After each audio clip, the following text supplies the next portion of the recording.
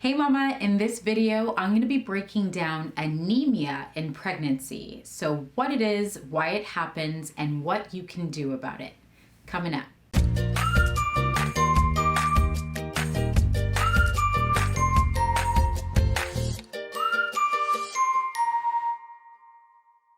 Hey there, and welcome back to my channel. If you happen to be new here, my name is Nekole.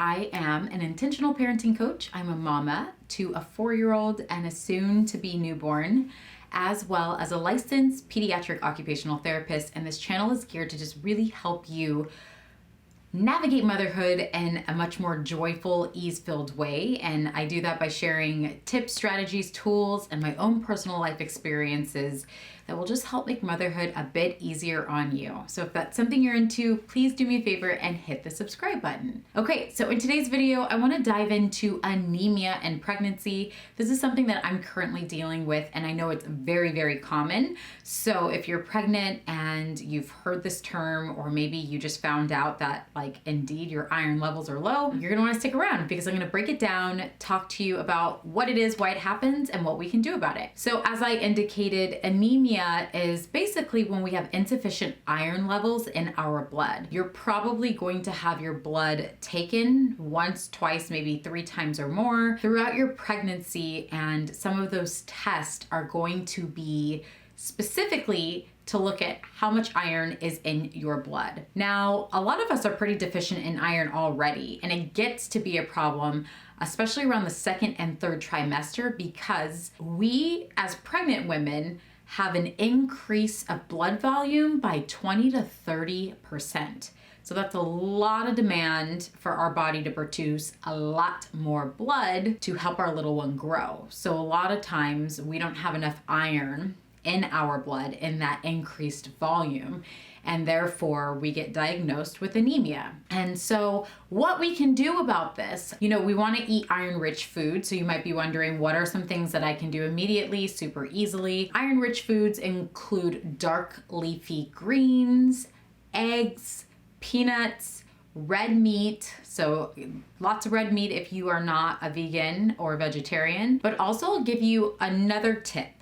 If you guys cook your meals in a cast iron skillet, that can also help transfer the iron properties from the skillet into your food. Now, it's actually interesting because we use a cast iron skillet almost primarily to cook our foods, and I'm still deficient in iron. But in fairness, I'm definitely not cutting it on the dark leafy greens and eggs, which was a primary staple in my diet before getting pregnant, has been one of those things that just doesn't sound wonderful to me in pregnancy. So I've substituted some of my main foods that are rich in iron, and it's clearly had an effect now that I'm 31, almost 31 weeks pregnant. Peanuts are another good source of iron as well. So if you don't have a cast iron skillet, I highly recommend getting one. It's such an easy way to cook your food and again, get iron in you. And of course, you can also get an iron supplement. And your doctor or your OBGYN may already recommend an iron supplement for you. Just want to make sure it's a high quality iron supplement and that you're actually going to be able to ingest the amount of iron that is stated in terms of the daily value into your body. Because some of these supplements, unfortunately, we're not able to absorb the amount of said vitamin or mineral that the label is claiming we are getting. So you just want to make sure that it is a high quality supplement that you are taking, that we are getting as much nutritional value from that supplement as possible. So you might be wondering, am I anemic? Maybe you haven't had a blood test yet, or you're just suspicious that you could be. So some common symptoms of anemia are common symptoms of pregnancy, so it's not very helpful, but the top symptoms for anemia would be fatigue, shortness of breath, feeling tired or weak, as well as a rapid heartbeat. And it is funny because I had all of these symptoms, but I would have never really put them with anemia. I would have just put them with 3rd trimester, it's summer, I'm hot, and I'm uncomfortable.